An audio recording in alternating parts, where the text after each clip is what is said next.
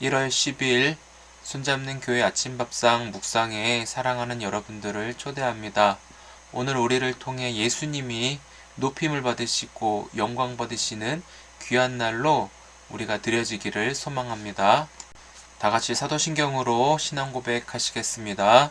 전능하사 천지를 만드신 하나님 아버지를 내가 믿사오며 그 외아들 우리 주 예수 그리스도를 믿사오니 이는 성령으로 잉태하사 동정녀 마리아에게 나시고 본디오 빌라도에게 고난을 받으사 십자가에 못 박혀 죽으시고 장사한 지 사흘 만에 죽은 자 가운데서 다시 살아나시며 하늘에 오르사 전능하신 하나님 우편에 앉아 계시다가 저리로서 산자와 죽은 자를 심판하러 오시리라. 성령을 믿사오며 거룩한 공예와 성도가 서로 교통하는 것과 죄를 사하여 주시는 것과 몸이 다시 사는 것과 영원히 사는 것을 믿사옵나이다. 아멘. 찬송가 32장 만유의 주제 찬송 드리겠습니다.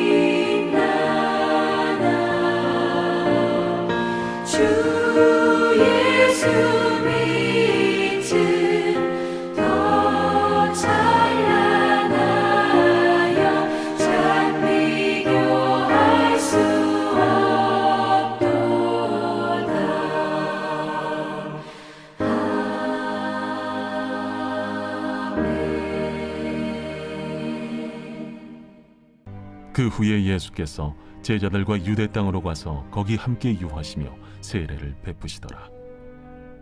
요한도 살렘 가까운 에논에서 세례를 베푸니 거기 물이 많음이라.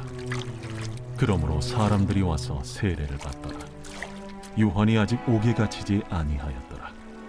이에 요한의 제자 중에서 한 유대인과 더불어 정결 예식에 대하여 변론이 되었더니 그들이 요한에게 가서 이르되 랍비여, 선생님과 함께 요단강 저편에 있더니 곧 선생님이 증언하시던 이가 세례를 베풀매 사람이 다 그에게로 가더이다. 만일 하늘에서 주신 바 아니면 사람이 아무것도 받을 수 없느니라. 내가 말한 바 나는 그리스도가 아니요 그의 앞에 보내심을 받은 자라고 한 것을 증언할 자는 너희니라. 신부를 취하는 자는 신랑이나 서서 신랑의 음성을 듣는 친구가 크게 기뻐하나니 나는 이러한 기쁨으로 충만하였노라. 그는 흥하여야 하겠고 나는 쇠하여야 하리라. 위로부터 오시는 이는 만물 위에 계시고 땅에서 난 이는 땅에 속하여 땅에 속한 것을 말하느니라. 하늘로부터 오시는 이는 만물 위에 계시나니 그가 친히 보고 들은 것을 증언하되 그의 증언을 받는 자가 없도다. 그의 증언을 받는 자는 하나님이 참되시다는 것을 인쳤느니라. 하나님이 보내신 이는 하나님의 말씀을 하나니 이는 하나님이 성령을 한량없이 주심이니라. 아버지께서 아들을 사랑하사 만물을 다 그의 손에 주셨으니 아들을 믿는 자에게는 영생이 있고 아들에게 순종하지 아니하는 자는 영생을 보지 못하고 도리어 하나님의 진노가 그 위에 머물러 있느니라.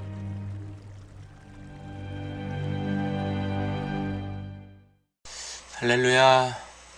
오늘도 주님 안에서 평안하시고 성령 충만하시기를 주님의 이름으로 축복을 드립니다. 여러분들은 나보다 다른 사람들이 더 잘 되기를 바라십니까? 아니면은 내가 더 잘 돼야 되겠습니까? 속담에 사촌이 땅을 사면 배가 아프다, 이런 말이 있습니다. 우리 아이는 또 대학에 떨어졌는데 옆집에는 명문대 갔다더라 그러면 속이 상하고 아이가 믿거나 그러진 않으십니까?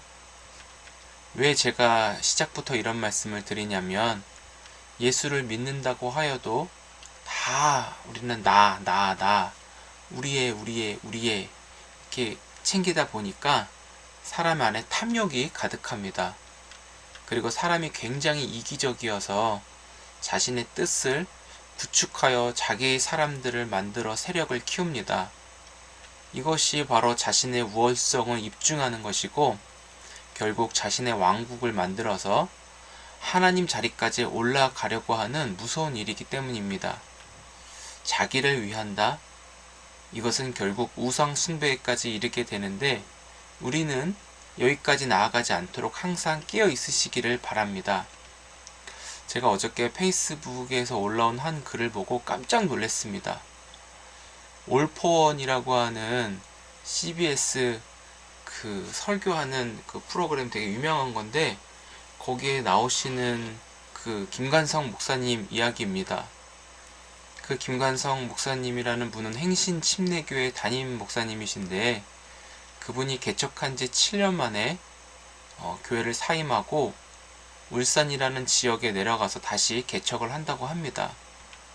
그렇다면 그동안 자신의 섬김과 눈물과 희생을 통하여 세워진 그 교회가 현재 부목사로 계시고 있는 그 목사님에게 이어서 그 교회를 맡아서 하기로 하였습니다. 이것은 한국교회에서는 절대 있을 수가 없는 일인데, 한국교회, 세계교회 역사상 최초로 이 일들을 이 김관성 목사님이 하신 거예요.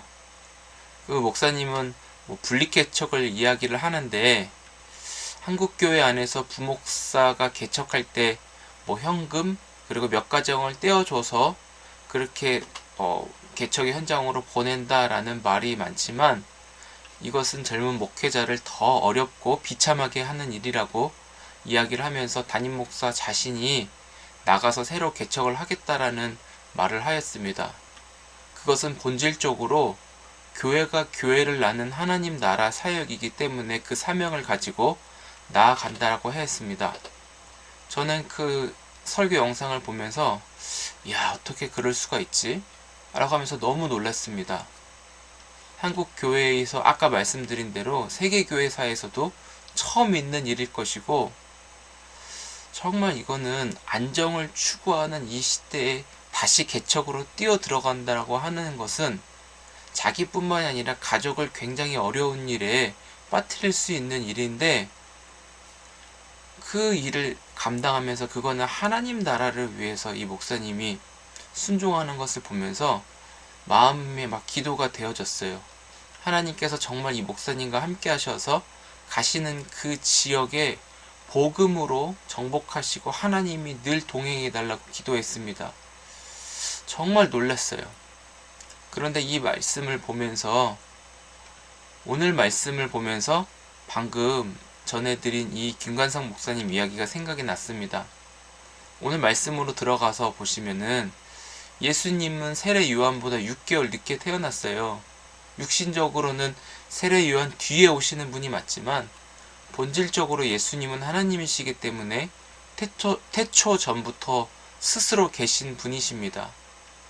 그런데 세례 요한은 예수님이 평가하시기에 여자가 낳은 자 중에 이보다 더 큰 자는 없다라고 말씀하시죠.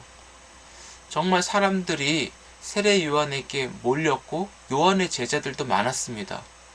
그리고 요한이 전하는 메시지에 굉장히 열광했습니다.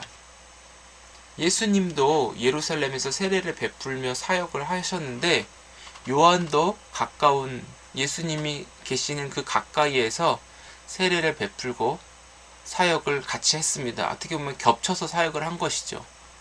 그런데 26절에 요한의 제자들이 다 예수님에게 간다고 하면서 어떻게 보면 이 내용은 좀 고자질하는 뉘앙스 같아요.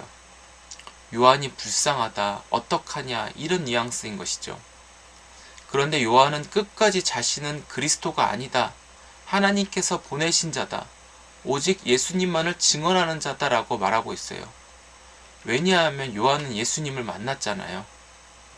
세례 요한의 제자들이 예수님에게 몰리자 오히려 예수님은 흥하셔야 하고 나는 쇠하여야 하리라 말씀하시되 예수님께 모든 영광을 올리는 것입니다.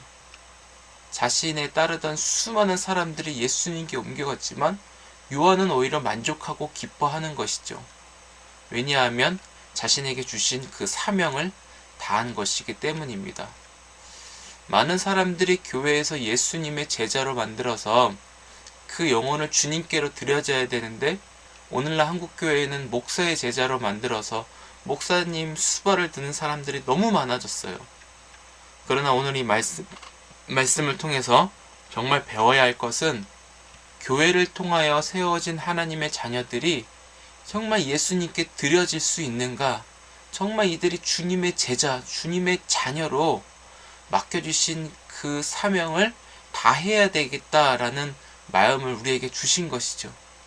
정말 이 한 영혼을 주님의 제자로 자녀로 하나님께 올려드리면 그것으로 감사하고 기쁨이 되어야 하는 것이 바로 우리의 사명이고 믿음인 줄 믿습니다. 주님이 우리를 써주시기만 한다면, 기회를 주시면 그 겸손함으로 우리는 만족하는 거예요. 그게 진짜 주를 위한 삶임을 믿습니다. 예수님이 이 땅에 오시는 경로는 위로부터, 즉 하늘에서 오신 분이라고 하였습니다. 그래서 예수님은 하나님이 보내주신 분으로 하나님 이야기를 하시는 분이죠. 그리고 성령을 한없이 부어주신다라고 하였습니다. 예수를 믿는 자에게 영생이 있고 그렇지 않으면 하나님의 진노가 그 위에 머물러 있다라며 말씀하고 오늘 이야기가 끝이 납니다. 사랑하는 성도 여러분, 우리가 오늘 한 가지만 기억할 것은 예수님 안에서 나는 없고 예수님이 높임을 받으시는 귀한 오늘이 되었으면 좋겠습니다. 나보다 다른 사람들이 더 잘 되는 삶, 이것도 중요한 것 같아요. 이게 정말 복 있는 삶이거든요. 내 안에 계신 주님이 나를 통하여 높임을 받으시고 영광이 나타날 때 그것이 우리의 기쁨이고 비전이 되면 좋겠습니다. 다른 사람들이 나를 볼 때 내 안에 계신 예수 그리스도를 발견하여 그들의 눈이 열리든지 아니면 우리의 삶을 통해 실제적으로 예수님의 그 향기가 드러나든 그것을 통해서 나는 없고 내 이름과 명예가 아니라 내 안에 계신 주님의 영광을 나타내는 그것이 가장 복되고 값진 삶임은 여러분 믿으시기 바랍니다. 그것이 우리의 기쁨이고 비전이 되면 좋겠습니다. 오늘 하루도 나는 없습니다. 그러나 내 안에 계신 예수님만이 살아 역사하셔서 많은 사람들에게 영생을 주시도록 수많은 자들이 예수 앞에 나와 믿음을 갖는 역사가 일어나는 귀한 날 되시기를 주의 이름으로 소망하고 축복합니다. 기도하겠습니다. 좋으신 하나님, 나는 없고 오직 예수님만 있습니다. 이 믿음으로 살아갈 수 있게 도와주옵소서.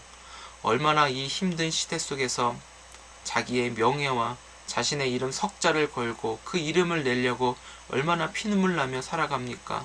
그러나 내 안에 계신 예수 그리스도가 읽혀지고 그 향기가 퍼져나가며 그 예수 앞에 나는 완전히 죽어지는 십자가의 권세로 오늘도 살아갈 수 있게 도와주옵소서. 내가 낮아지고 내가 죽으면 주님이 나를 살리시고 주님이 높여주시는 그 주의 방식대로 살기를 소망하오니 주여 말씀대로 역사하여 주옵소서. 사랑하는 손잡는 교회 모든 가족들에게도 주님 함께하여 주시고 주님이 그 은혜 안에서 생명이 생명을 낳으며 정말 수많은 영혼들이 주님께로 달려갈 수 있는 주님의 제자로 주님의 사람으로 우뚝 서갈 수 있는 하나님 그 역사가 우리 교회 안에 일어날 수 있게 도와주옵소서. 주님, 오늘도 우리 한 사람 한 사람을 만나주셔서 그 만남의 감격으로 예수님께로 나아가는 진정한 복을 얻는 은혜가 되게 하여 주옵소서. 감사하며 예수님의 이름으로 기도드립니다. 아멘. 주님 가르쳐 주신 기도로 예배 마치겠습니다. 하늘에 계신 우리 아버지여, 이름이 거룩히 여김을 받으시오며 나라의 마옵시며 뜻이 하늘에서 이루어진 것 같이 땅에서도 이루어지이다. 오늘날 우리에게 일용할 양식을 주옵시고 우리가 우리에게 죄 지은 자를 사하여 준 것 같이 우리의 죄를 사하여 주옵시고 우리를 시험에 들게 하지 마옵시고 다만 악에서 구하옵소서. 대개 나라와 권세와 영광이 아버지께 영원히 있사옵나이다. 아멘. 네, 감사합니다. 오늘도 주님 안에서 많이 사랑하고 축복합니다. 코로나19 확산세가 쉽게 꺾이지 않는 이 시점 속에 항상 조심하시기 바랍니다. 그리고 주님 안에서 기쁨과 감사만이 가득 넘치는 귀한 오늘 되시기를 축복합니다. 우리 내일 뵙겠습니다.